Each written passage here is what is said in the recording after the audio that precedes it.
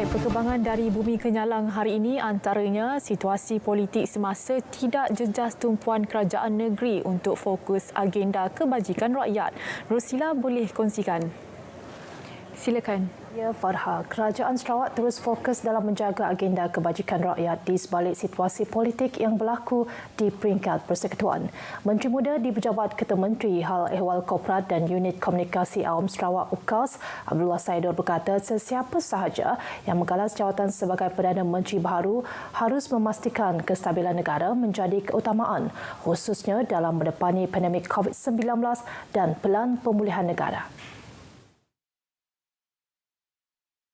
Saya harap siapa yang akan mengambil tampuk kepimpinan Persekutuan sebagai Perdana Menteri haruslah memberi tumpuan kepada sepenuhnya kepada pemulihan ekonomi, kepada isu-isu kesusahan masyarakat yang tidak dapat keluar kerja dan sebagainya.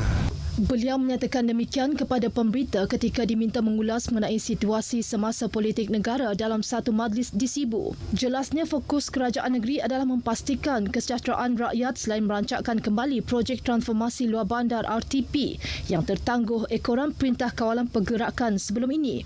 Sementara itu, mengenai pemberian vaksin COVID-19 kepada mereka yang berumur 18 tahun ke bawah, katanya ia penting bagi melindungi golongan tersebut, terutamanya sebelum pembukaan sekolah yang dijangka awal Oktober depan. Proses seterusnya untuk memastikan bagaimana kita melindungi warga berumur 18 tahun ke bawah. Dan kita sedang memikir bagaimana untuk melindungi adik-adik kita yang kecil sebelum sekolah dibuka. Sebanyak 19 projek transformasi luar bandar RTP akan dilaksanakan di kawasan Dewan Undangan Negeri Dun Kabung. Ia melibatkan peruntukan keseluruhan berjumlah 3.8 juta ringgit. Projek-projek tersebut adalah projek yang telah diluluskan bagi fasa 5 tahun lepas dan fasa 1 tahun ini. Sebahagian daripada projek itu melibatkan kerja-kerja pembinaan baru jambatan konkrit menghubungkan kampung-kampung dan rumah-rumah panjang, naik taraf laluan belian ke laluan konkrit di beberapa kampung, naik taraf masjid dan surau serta pembinaan jeti dan terminal bot di Kampung Empelam, Engkabang dan Kampung Gerigat. Lain-lain projek pula termasuk pembinaan penginapan di Tanjung Kembang Kabung, membina tempat letak kereta di Sekolah Kebangsaan Saint Paul Roban serta naik taraf Padang Petong di Tanjung Kembang. 3 agensi pelaksana terlibat dalam kesemua projek berkenaan iaitu Jabatan Kerja Raya, Majlis Daerah Seratuk serta Jabatan Pengairan dan Saliran. Majlis cabutan undi projek terbabit kepada pihak kontraktor diadakan di Kabung yang disaksikan sendiri oleh Ahli Dewan Undangan Negeri Kabung, Muhammad Cik Kadir. Pada majlis tersebut, beliau turut menasihati kontraktor yang terlibat dalam beberapa projek di Dun Kabung supaya mengikut spesifikasi dan menyiapkannya mengikut jadual yang telah ditetapkan. Manakala bagi cadangan projek lain yang telah dipohon oleh penduduk Kabung, Muhammad Cik memberi komitmen bahawa ia akan dilaksanakan secara berperingkat sebaik selesai segala proses daripada agensi pelaksana. Lebih 500 program Info on Wheel dirancang oleh Jabatan Penerangan Malaysia Sarawak dalam usaha menyemarakkan semangat cintakan negara bersempena sambutan Hari Kebangsaan dan Hari Malaysia. Pengarah Jabatan Penerangan Negeri Swadi Guliling memberitahu meskipun negara masih berdepan dengan pandemik COVID-19, ia tidak seharusnya menjadi penghalang untuk kedua-dua sambutan bulan penting negara itu. Swadi Guliling menjelaskan semangat cintakan negara ini juga boleh diterjemahkan kepada perjuangan bersama menentang pandemik COVID-19. Kita harus jangan lupa bahawa ini adalah bulan yang patut kita raikan kemerdekaan negara yang telah kita capai, kebebasan dan juga kemenangan negara, dan sepatutnya kita sama-sama meraihkan bersama. Beliau memberitahu demikian semasa menjadi tetamu untuk Cerita Pagi Sarawak menerusi slot Selamat Pagi Malaysia di Pejabat Jabatan Penerangan Negeri di Kuching. Turut diadakan adalah pelancaran konvoi jalur gemilang sempena perayaan Hari Kebangsaan 2021 peringkat negeri. Konvoi tersebut bergerak sekitar Bandara Kuching sambil memainkan lagu patriotik dan pemasangan bendera di sekitar Padang Merdeka dan tebingan Sungai Kuching.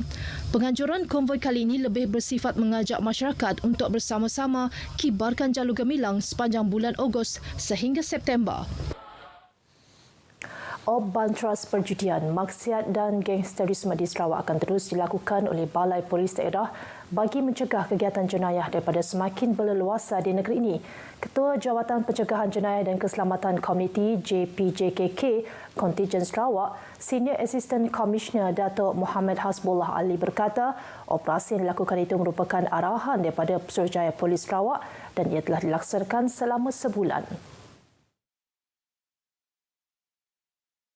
Operasi ini ada penyambungan.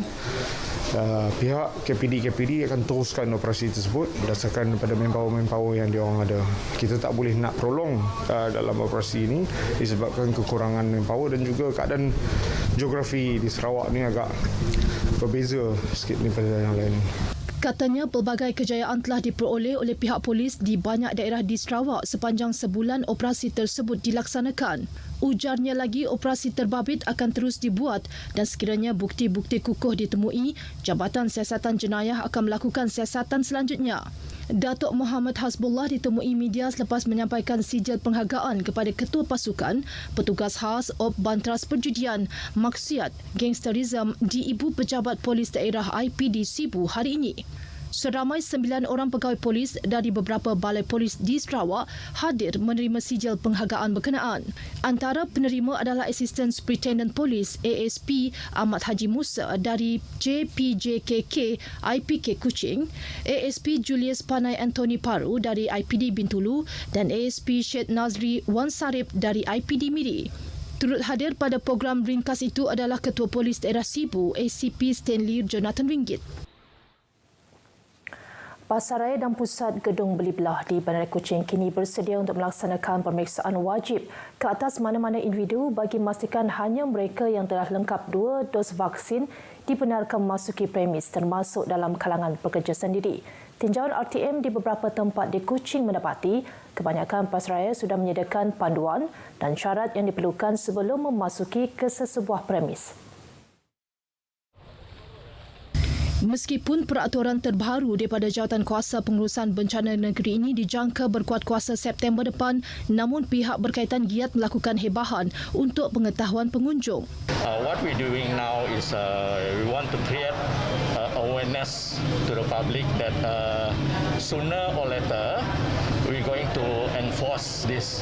So when they coming to Plaza next time, maybe when we already enforce this, they need to show us their second cert for the second dose vaccination. Pada masa yang sama, hanya pelanggan yang berstatus risiko rendah sahaja dibenarkan memasuki premis, selain kanak-kanak di bawah 12 tahun juga dilarang untuk masuk. Semalam, Institut Kemahiran dan Perubatan Komuniti IHCM, Universiti Malaysia Sarawak UNIMAS melaporkan mengenai peningkatan mendadak dalam kes jangkitan varian Delta COVID-19 di negeri ini. Sejumlah 592 varian membimbangkan VOC dan varian mempunyai kepentingan VOI telah dikesan di Sarawak daripada kes positif COVID-19 pada 10 Ogos dengan Kuching sahaja mencatatkan kira-kira 90% kadar pengesanan varian Delta.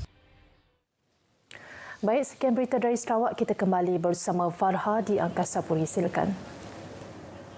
Baik, terima kasih Nursila.